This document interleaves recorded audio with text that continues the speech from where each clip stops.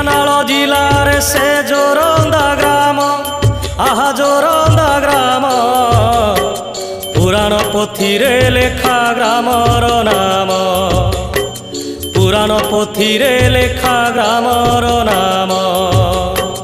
ମାଘ ମାସରେ ହୁଅଇ ମହିମା ମେଳା, ମହିମା ଅଲେଖ ଭାବ ଭକ୍ତିର ଲୀଳା।